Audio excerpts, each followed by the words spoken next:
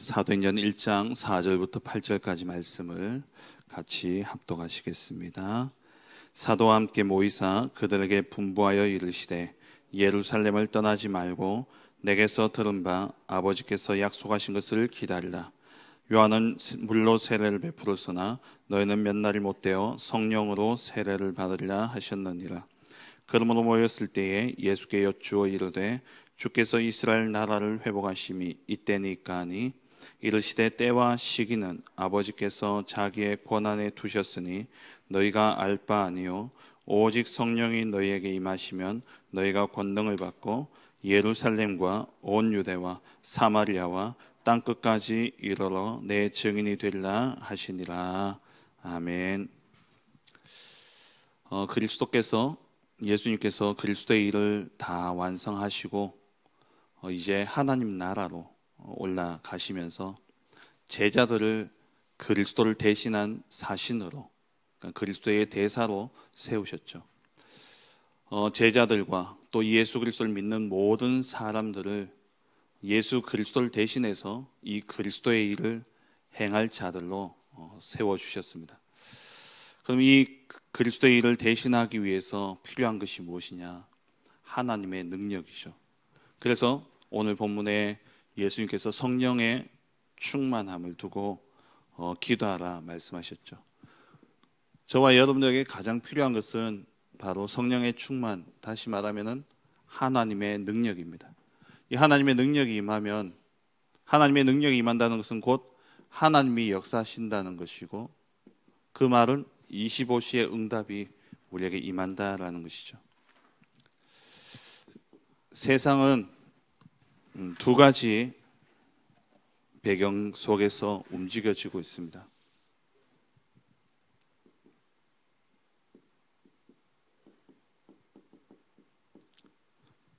영적으로 보면 이 세상은 두 가지의 힘에 의해서 움직여지고 있죠. 성령의 충만이냐 아니면 악령 충만이냐, 이게 네피림이죠. 그러니까 성령의 서밋이냐 아니면 악령 서밋이냐죠. 이 세상은 이 두 가지 배경에 의해서 움직여지고 있습니다. 그런데 예수 믿는 사람들은 실제 이 성령 충만의 능력을 사실 잘 못 누리고 있고 또 별로 관심도 없어요. 그런데 정말 세상을 움직이고 있는 이 3단체들, 그들은 다 이 배경 속에서 세상을 움직이고 있습니다. 지금 우리가 생활하면서 만지고 또 활용하는 대부분의 것이 다 어디서 나온 것입니까? 여기서 나온 거예요. 그래서 저와 여러분들에게 그리스도께서 약속하신 것이 다른 것 하지 말고 먼저 오직 성령이 너에게 임하시면 권능을 받고, 다른 게 아니라 우리에게는 정말 오직 해야 될 것 한 가지를 말씀하셨는데 그게 뭐냐? 성령 충만입니다. 성령 충만이 임할 때에 우리에게 권능, 하나님의 능력이 임하게 되어지는 것이죠. 그래서 오늘날 우리가 정말 기도해야 될 내용이 있다면 성령 충만을 달라는 기도입니다. 성령 충만이라는 것은 우리의 마음과 생각이 하나님께 완전히 사로잡히는 겁니다. 하나님의 뜻과 하나님의 계획 속에 내 삶이 들어간다면, 하나님의 시간표 속에, 하나님의 뜻과 계획 속에 내가 들어간다면 하나님이 나의 모든 삶의 주인이 되시고 하나님의 능력으로 나에게 역사하시게 되어 있는 것이죠. 그래서 기도에 대한 예수님의 가르침을 보면 그냥 우리의 마음의 간구함을, 또 내 마음의 소원을 두고 기도하는 그 기도도 포함되어 있지만, 예수님이 마지막에 가르치신 기도는 십자가 지시기 전날 마가다락방에서 제자들과 함께 만찬을 즐기면서 예수님이 가르치신 기도는 다른 기도가 아니었습니다. 이 기도였어요. 내 이름으로 무엇이든지 구하면 너희가 받을 것이다. 무엇을요? 보혜사 성령을 내가 보낼 테니까 그 보혜사 성령을 두고 내 이름으로 기도하면 받을 거라는 거예요. 누가복음 11장 13절에 육신의 아버지도 자식에게 좋은 것을 줄 줄 알거든 하물며 하늘에 계신 너희 아버지께서 성령을 주시지 않겠느냐. 그 앞에 7절부터 보면 구하라 받을 것이고 찾으라 찾을 것이고 두드리라 열릴 것이다. 저는 이 복음 깨닫기 전에 또 이 전도운동을 하기 이전에 늘 들었던 말씀이 구하라 찾으라 두드리라. 그러면서 막 간구하고 매달리고 금식하고, 근데 그 기도의 내용이 뭐였냐? 다 나를 위한 것이었어요. 저는 그 뒤에 13절 말씀을 들어본 적이 없다니까요.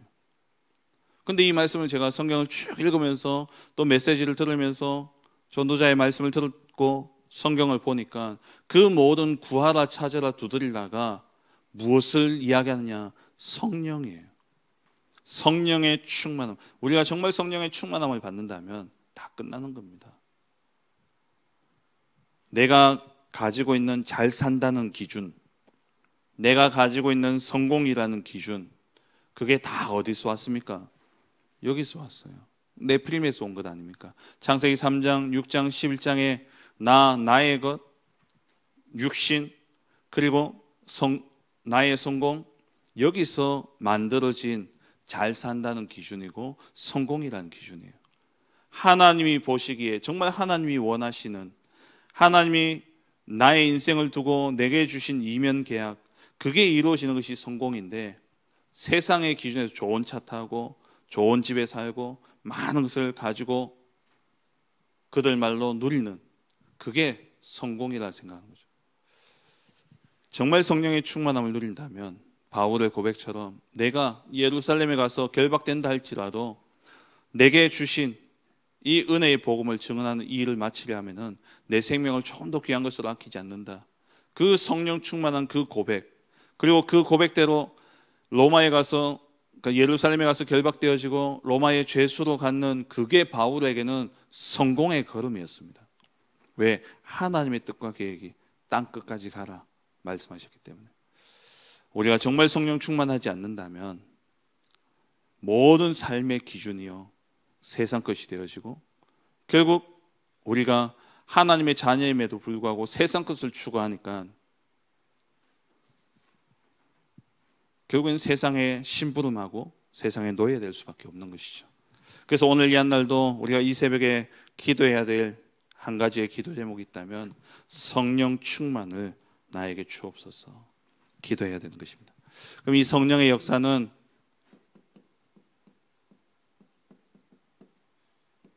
세 가지로 우리에게 나타나죠. 먼저는 성령 내주입니다. 우리가 예수 그리스도를 믿고 영접하게 될 때에 하나님 성령이 우리 안에 내주하시는 것이죠. 내 안에 들어오십니다. 문자 그대로는 사실 들어오셔서 주인이 되어야 되는 거예요. 근데 많은 부분에서 성령이 내 안에 오셨음에도 불구하고 주인 되지 못하고 있어요. 그러니까 뭘 못 받냐? 내 생각대로 하니까 성령 인도를 받지 못하는 겁니다.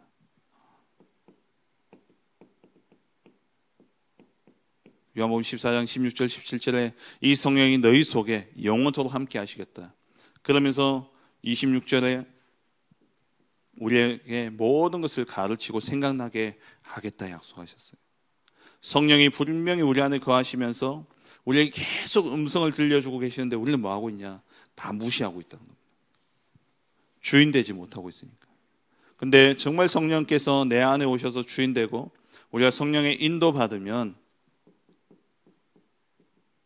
성령이 역사하시는 것이 나타납니다. 그게 충만이죠.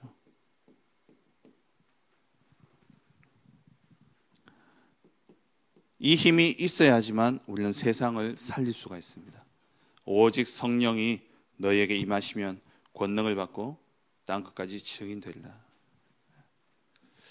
오늘도 그래서 우리는 내가 주인 되는 것이 아니라 주의 영이, 성령께서 내 인생의 주인이 되어줄 수 있도록, 그래서 오늘 하루도 정말 하나님 성령의 인도 속에 하나님의 역사를 보게 하여 주옵소서 기도해야 되는 것이죠. 이 성령의 역사가 내게 나의 모든 삶에 발판이 되지 않으면요 힘이 없습니다. 다시 말하면 권능을 받지 못하죠. 성령의 역사가 내게 발판이 되어야지. 내 모든 삶의 근본적인 배경이 뭐냐? 성령의 역사가 되어야 돼요. 하나님의 영이 역사하는 이것이 되어질 때에 내 모든 삶 속에 뭐가 나타나냐? 권능이 나타나게 되어 있습니다. 그런데 많은 신자들이 이 성령의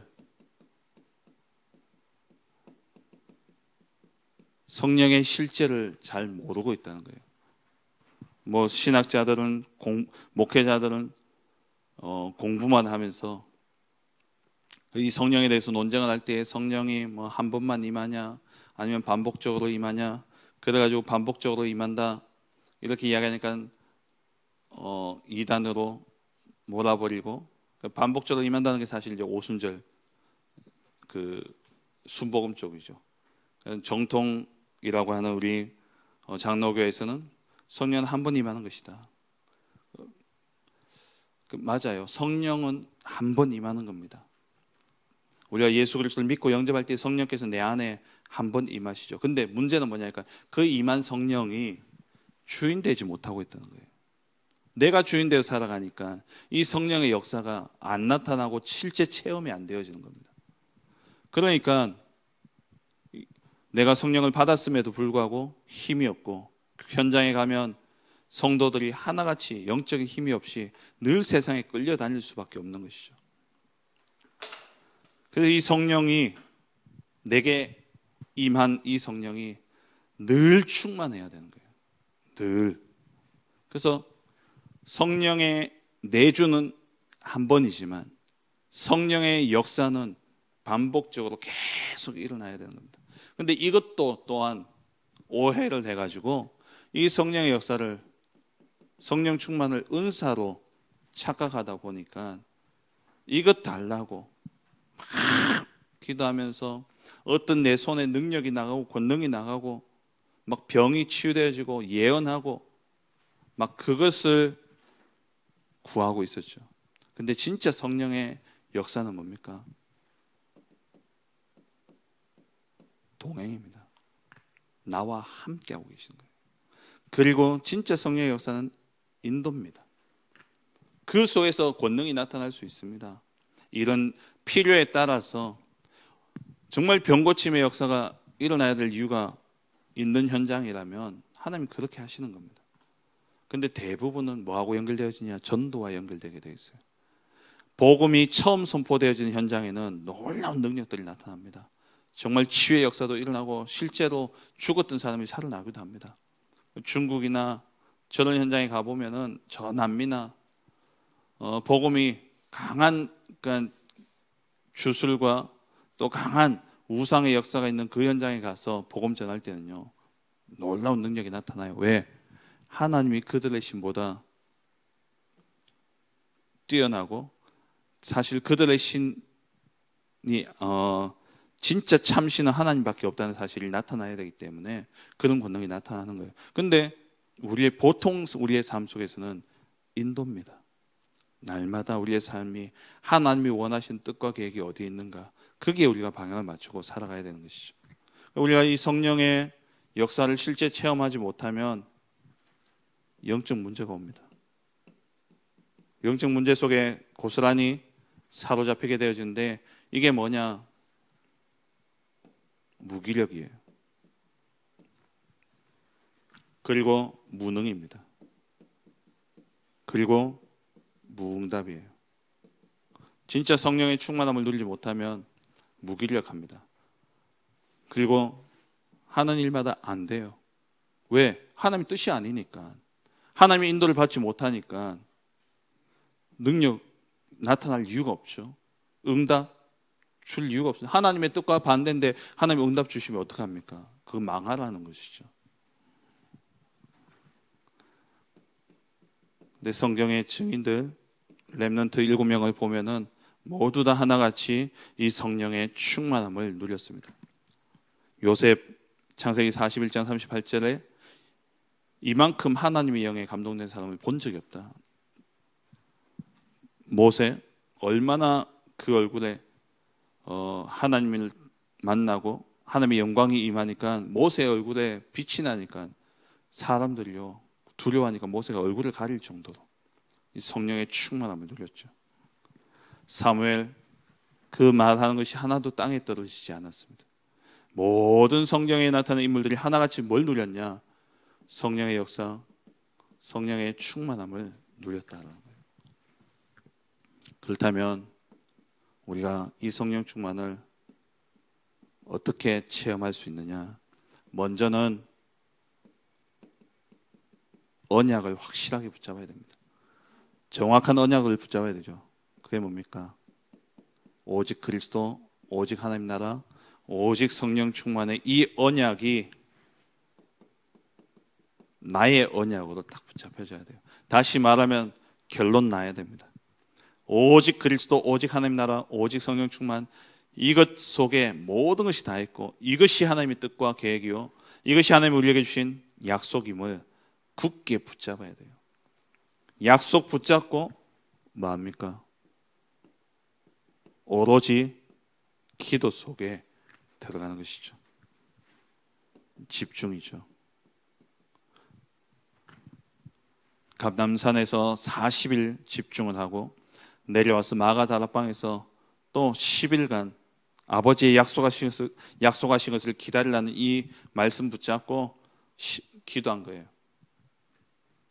그게 10일이었죠. 10일 뒤에 오순절이 임하고 성령의 충만한 역사가 나타나고 거기서 끝나지 않고 사도행전 2장 42절에 오로지 또 강단의 사도들의 가르침을 받고 서로 교제하면서 떡을 떼고 뭐 했냐?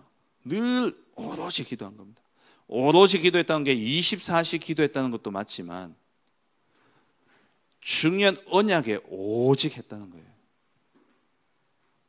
오로지 기도했다는 게 24시간을 의미하는 것도 되겠지만 사실 그건 불가능하잖아요.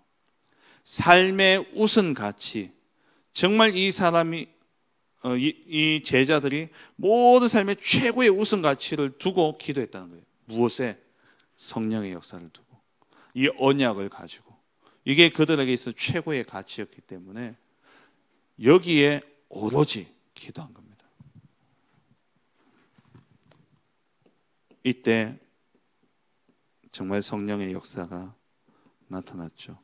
그래서 사도행전의 역사는 사도행전의 다른 별명이 뭡니까? 성령행전입니다. 아버지의 약속하신 것을 기다리라. 성령의 역사를 두고 기도하고 그 기도의 응답으로 전도의 문이 열려지고 선교의 문이 열려지고 그렇게 갖는 현장에 교회가 세워지고 제자들이 일어나게 되어졌죠. 오늘 이 한 날도 우리가 정말 기도해야 될 것이 있다면 성령의 충만함. 오늘 이 한 날도 하나님 나에게 성령으로 인도하여 주옵소서. 성령 인도를 볼 수 있는 눈을 열어달라는 기도가 되어야 되는 것이죠. 결국 성령의 충만함, 성령의 역사는 무엇입니까? 지금 이 시대에 성삼위 하나님이 역사하시는 방법이 성령의 역사입니다. 그래서 성삼위 하나님이 내게 임하여 달라고, 내게 역사해 달라고 기도하는 것이죠. 그때에 우리가 성령의 인도받는다, 성령의 역사가 일어난다는 것은 한마디로 보좌의 능력을, 보좌의 축복을 누리는 것이죠. 이 능력 가지고 뭐 하느냐? 땅 끝까지 증인 되리라. 시대 살리는 증인이 되어지는 겁니다. 다시 말하면 393의 이 내용을 가지고 우리가 기도 속에 들어가는 것이죠. 이 속에 138 영원한 언약, 정확한 언약이 다 들어있고 이 속에 하나님의 약속이 다 들어있습니다. 이 축복을 가지고 우리가 기도하게 될 때에 하나님의 역사가 나타나니까 사람들이 몰려들 수밖에 없죠. 그래서 우리는 플랫폼이 되어지는 겁니다. 그리고 이들이 오면 다 살아나게 돼 있어요. 왜? 성령의 역사가 내게 나타나니까 모든 사람이 다 살아날 수밖에 없죠. 그게 뭡니까? 파수되죠. 그리고 성령의 인도받는다, 하나님과 늘 소통되어지는 안테나가 되어지는 겁니다. 다시 말하면 우리가 정말 성령의 충만함을 받으면 이 시대 살리는 망대의 축복을 누리게 되어지는 것이죠.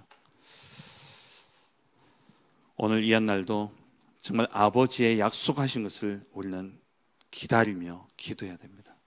하나님, 오늘 이 한날도 나에게 내 안에 계신 성령께서 내 안에 충만하여 오늘도 성령 인도 속에 한 영혼을 주님께로 인도하고 한 사람을 제자로 세우는 복된 날이 되게 하여 주옵소서.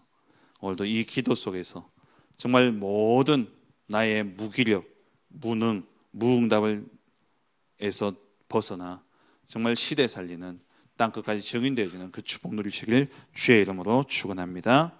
기도하겠습니다. 주신 말씀을 붙잡고 오늘